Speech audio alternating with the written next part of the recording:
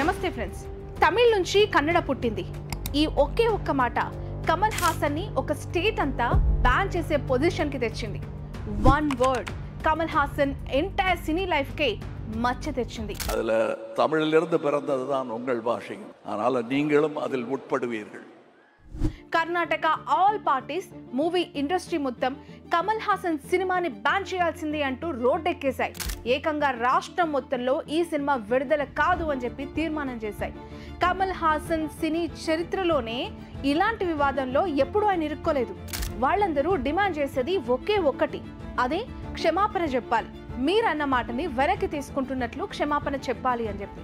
వారే కాదు, కర్ణాటక హైకోర్టు కూడా ఇదే తేల్చి చెప్పింది. సారీ చెప్తే ఇంత రచ్చ జరిగేది కాదు అని చెప్పి.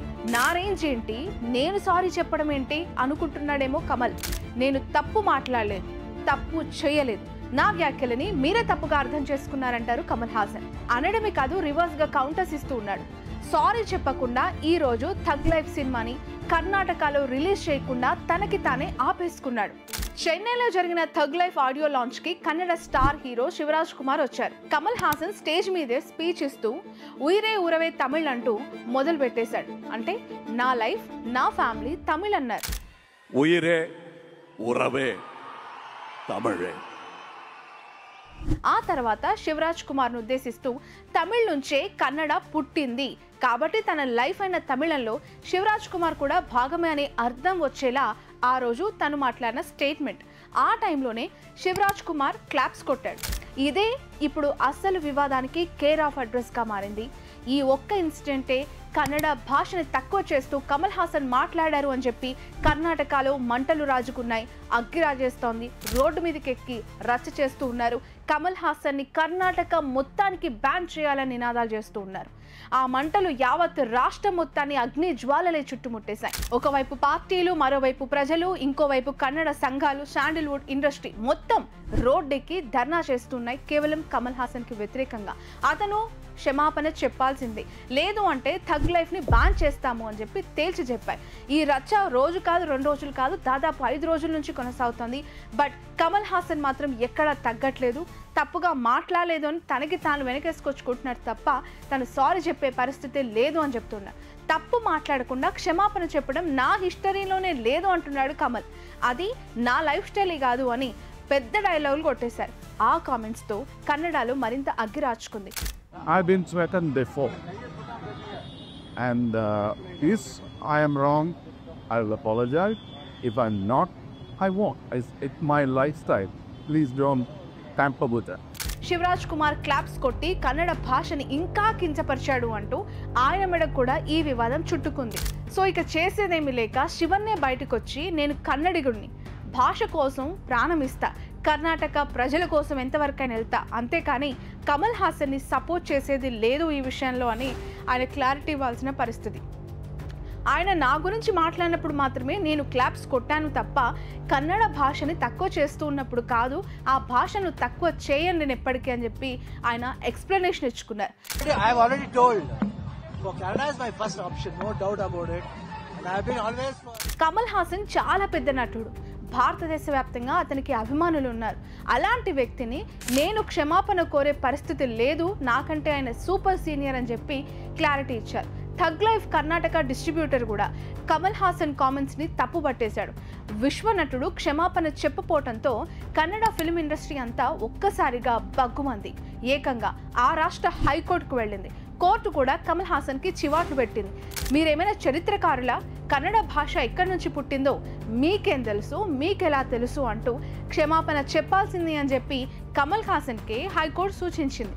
బట్ ఏకంగా హైకోర్టు చెప్పినా సరే క్షమాపణ మాత్రం చెప్పను అంటూ ఒక పెద్ద లెటర్ కూడా రాశారు.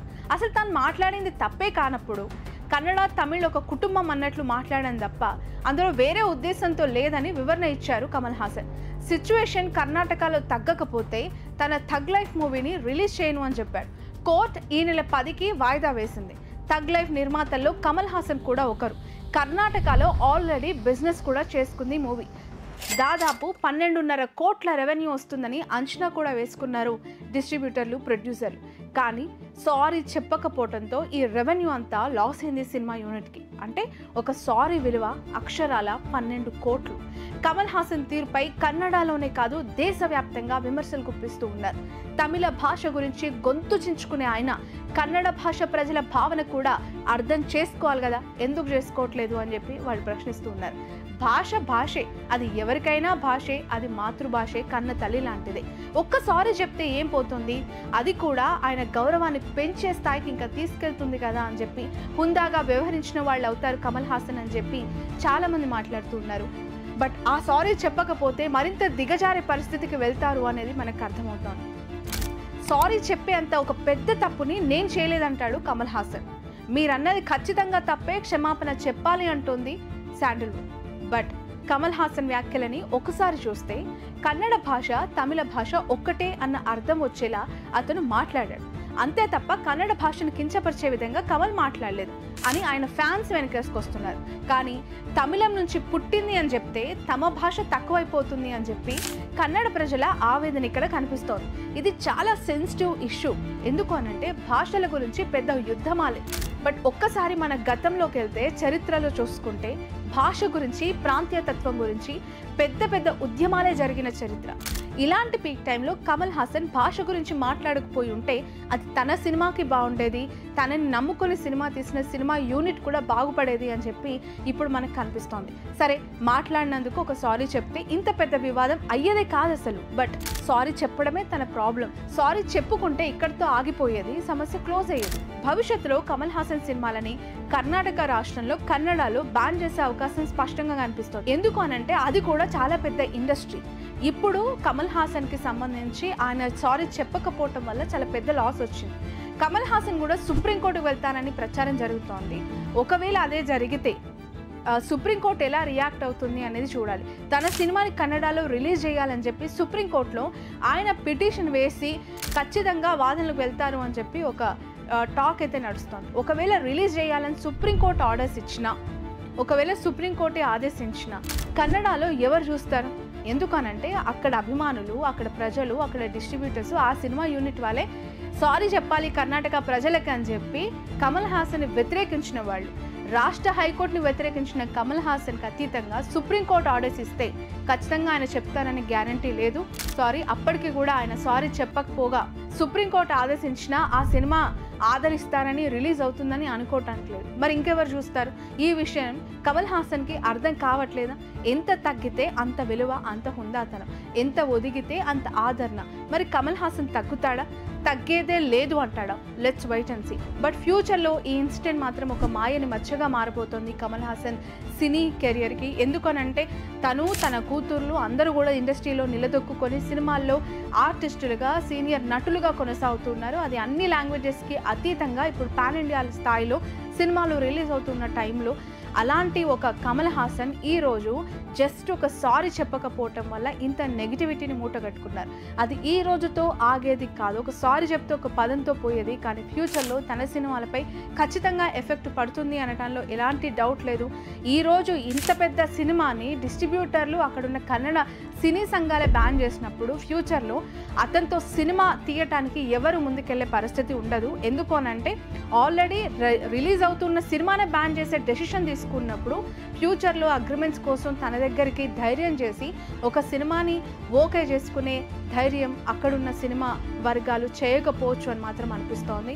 సో సుప్రీంకోర్టుకి కమల్ హాసన్ వెళ్తే కనుక అతనికి న్యాయం జరుగుతుందా? అక్కడ వాళ్ళు వెనక్కి తగ్గి సారీ చెప్పకపోయినా సినిమాని రిలీజ్ చేసి ఆదరిస్తారు. ఒకవేళ లేట్గా సినిమా రిలీజ్ అయినా కూడా అది ఎంతవరకు సక్సెస్ అవుతుంది అనేది కూడా ఇక్కడ పెద్ద మ్యాటర్. ఎందుకంటే ఆల్రెడీ సినిమా పైన ఒక నెగిటివ్ ఇంపాక్ట్ అతను మూట కట్టుకొని ఆల్రెడీ కొనసాగుతూ ఉన్నాడు కాబట్టి వెయిట్ చేయాల్సిందే. ఈ పూర్తి వీడియో పైన మీ అభిప్రాయాన్ని కామెంట్ రూపంలో తెలియజేయండి.